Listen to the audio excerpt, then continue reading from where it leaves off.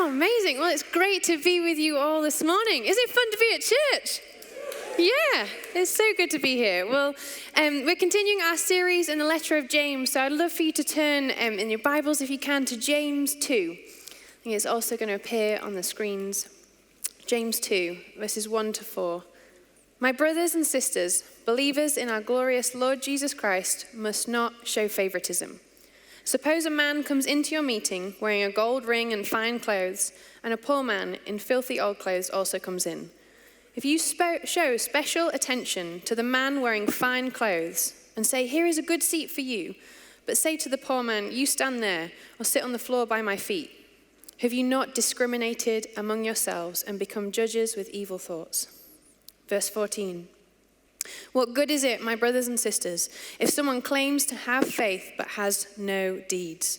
Can such faith save them? Suppose a brother or sister is without clothes and daily food. If one of you says to them, "Go in peace, keep warm and well fed," but does nothing about their physical needs, what good is it? In the same way, faith by itself, if it is not accompanied by action, is dead. This morning, I want to speak to you about what difference does faith make. Stephen mentioned we've got a daughter called Florrie. She's 15 months old, and Andy and I are having this debate. At what point do you introduce like sweet treats? My husband is on one extreme and I'm on the other. I think she shouldn't have chocolate until maybe she's 18. Cruel, I know. Whereas my husband, he's a chocoholic. He's like, start them young. He says, my grandma lived to 97 and all she ate was chocolate. So clearly it's the way to go. We had some friends who were having a similar debate. Their kids are a little bit older. And they basically had the problem where they were in this village and an ice cream van would come round pretty much every night over summer, playing music and selling ice creams. And they were finding this really difficult because every time they said no, their kids would get really upset. So they came up with a plan. They told their children that if ever they hear the ice cream van playing music, it's because it's run out of ice cream.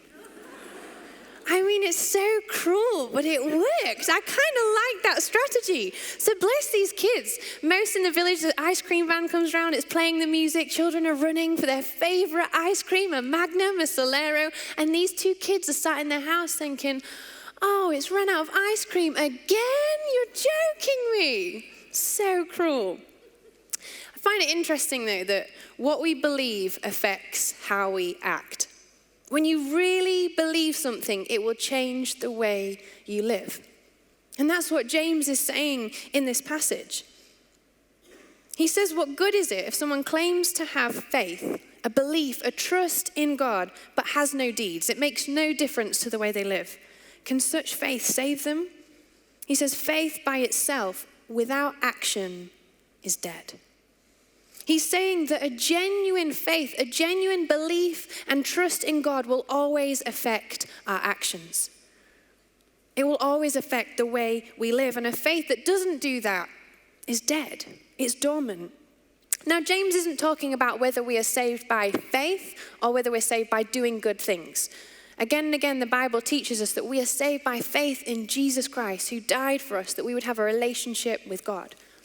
But what he is saying is that actually a faith that is dead and dormant, that's just a belief in God, that doesn't make any difference to our lives, is no faith at all. Rather, a genuine living faith in Jesus will always result in action. It will always affect our lives.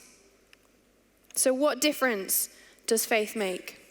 Well, firstly, it affects the way we see people. A genuine faith will always overflow from our hearts to our eyes. When Jesus was asked what the most important direction we can take our lives in, the most important rule we could live by, he said, there's two. The first is to love God, and the second is to love your neighbor as yourself. He says there's no greater way to live your lives than by these two rules. And if we'd have carried on reading this passage, we'd have found that James quotes this second commandment. He says, love the Lord your God, and he says, love your neighbor. And actually, this is the context in which James writes everything that he's writing. He says a living faith looks like loving your neighbor as yourself. Faith in action is love in action. I can often think that faith is just about my belief or my relationship with God and think it doesn't have anything to do with my relationships with others. But the Bible teaches us that our relationship with God is fundamentally connected with our relationships with other people. To love God and to love your neighbor are two sides of the same coin.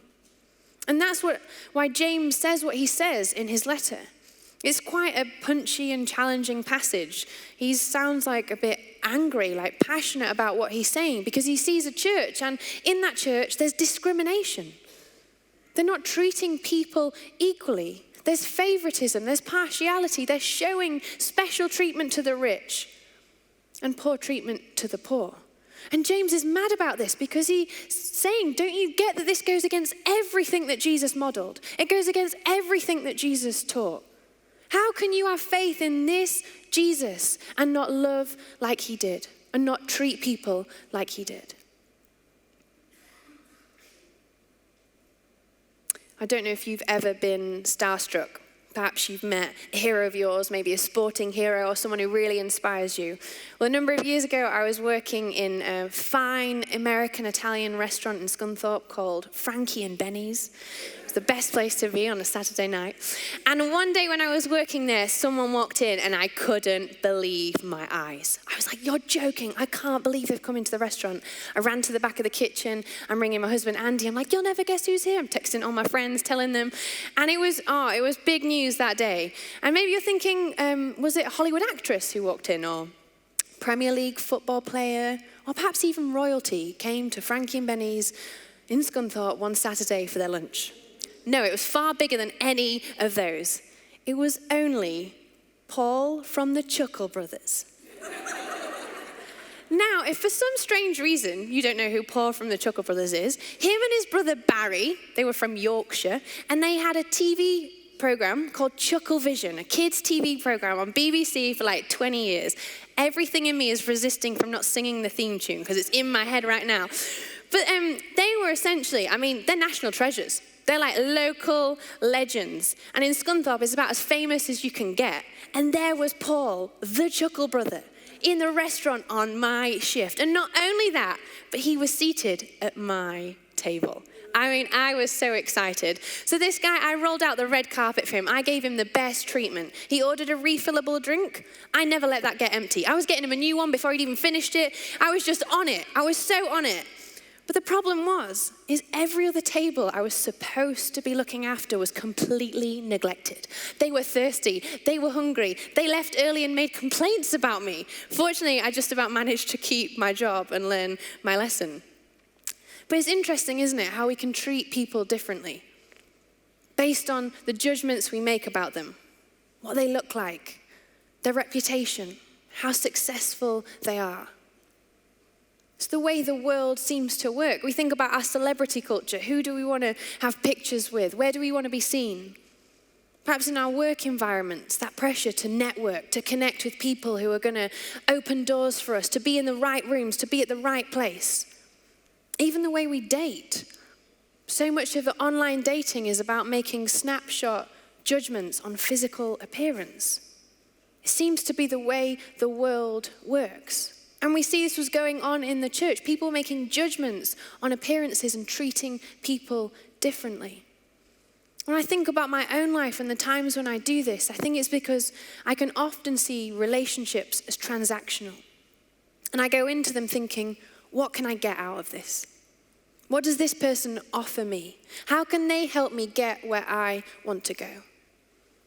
But the problem is when we start thinking like that, we start putting people into boxes of relevant, irrelevant. Useful to me, not useful to me. Worth my time, not worth my time. And if we're not careful, we start valuing people based on what they offer us. And the problem with this is that Jesus did the exact opposite. In Romans 5, it says, out of God's great love for us, whilst we were still sinners, before we had anything to offer Jesus, he died for us. I don't know if you've ever thought about the fact that, does God need anything from you? God doesn't need anything from us. He's the creator of the universe. He doesn't need my money. He doesn't need my connections. He doesn't need my out of tune singing. He doesn't need anything from me. And yet no one loves us like him. There's no one who loves you more fiercely, more fully or faithfully than him. And it's not for anything that you could offer him. See, whenever Jesus encountered people, whether they were rich, poor, men, women, Romans, Jews, holy people or sinful people, he often asked this question: what do you want me to do for you? And we see that in every encounter Jesus had, he saw not what can I get from you, but what can I give you? It's such a countercultural way to see people. He saw the unique worth and value in every person he met, not for what they could offer him, but for who they are, as loved by God. This is what faith in action looks like. It looks like loving our neighbor, seeing the worth and value in them, thinking not what can I get out of this relationship, but what can I give? What difference does faith make? It changes the way we see people. A genuine faith will always move from our heart to our eyes. See, for believers in Jesus to show favoritism, partiality, goes completely against the way of Jesus, the one who came to break down barriers of status, of age, of race, of gender. We see in the life of Jesus that faith in action looks like equality. And we're called to love like he loved. So it changes the way we see people. But secondly, faith changes the way we love people. A genuine faith will always have to move from our heart to our hands.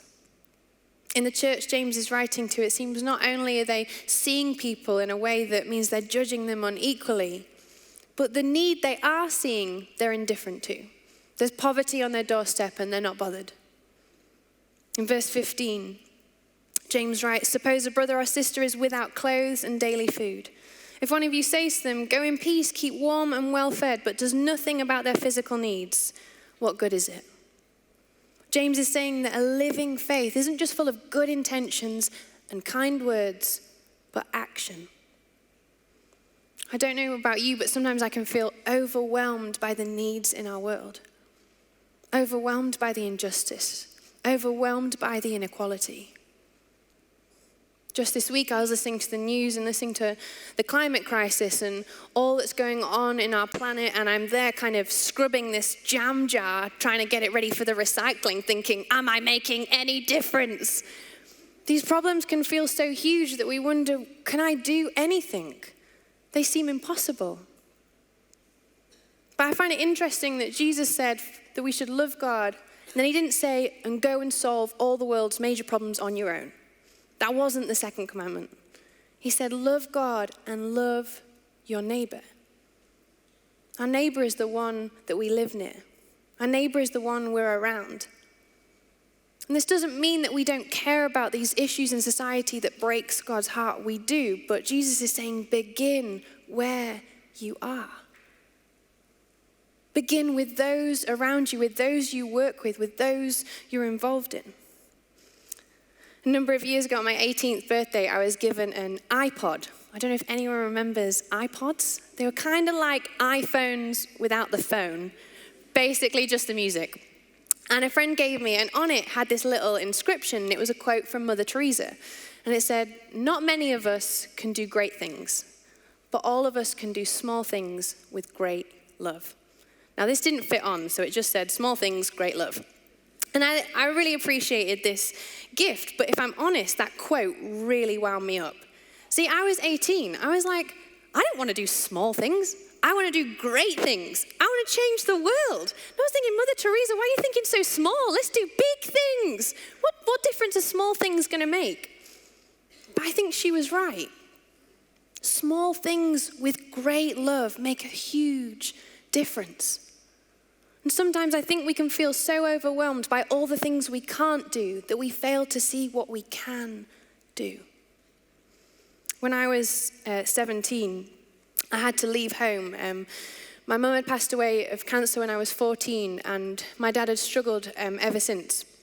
I'd become a Christian not long before my mum had passed away, and I guess in those few years afterwards, especially after I left home, I really started to question my faith in God.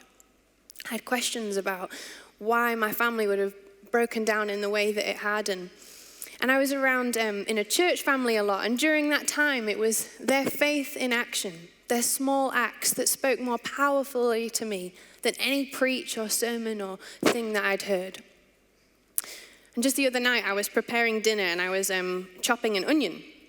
And I remembered Sarah from church, who had taught me how to cut onions. I think she'd seen I was doing a terrible job of it, and she showed me this way of doing it in a way that means you don't cry, and I also wouldn't chop my fingers off. It was a great way of doing it. And I thought about her, and I thought about her and her husband Dave. They'd just got married, and they were at church, and after I left home, I had nowhere to go, and they took me in for a night. And one night became 3 years. And over those 3 years, through such small things, they showed me so much love. They put the love of God into action. I think about how they used to come pick me up when my shift finished at another fine American Italian restaurant called Pizza Hut. I think about how Dave taught me how to budget and do finances. I think about Sue, who taught me how to make gravy, that you're meant to have it hot and stir it so it thickens. I think about Janet, who used to take me for fish and chips. I think about Russ and Sarah, who invited me over at Christmas time to help decorate the tree with them because I didn't know where I would be that Christmas.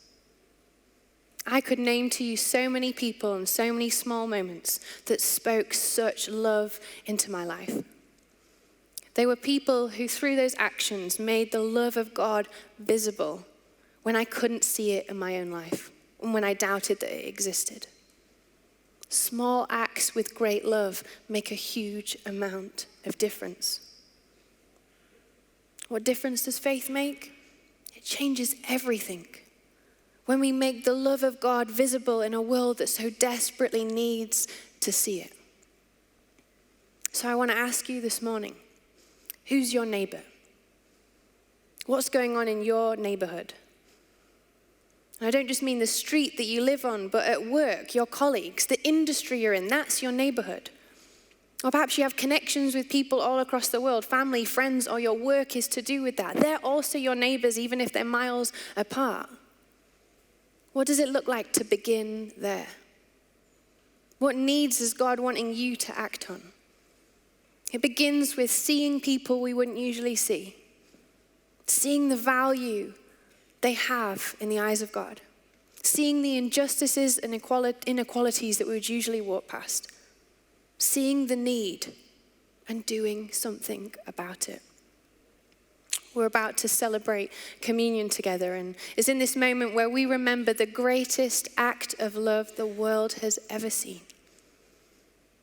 Jesus, who before we could offer him anything, gave his life for us, gave his life for you. He's on the cross. He dealt with everything that would separate you from a relationship with God. He overcame it all. And he did it to reveal God's love for you. It's in this moment we get to receive his love and his forgiveness. But it's in this moment too that he sends us out to share that love with the world.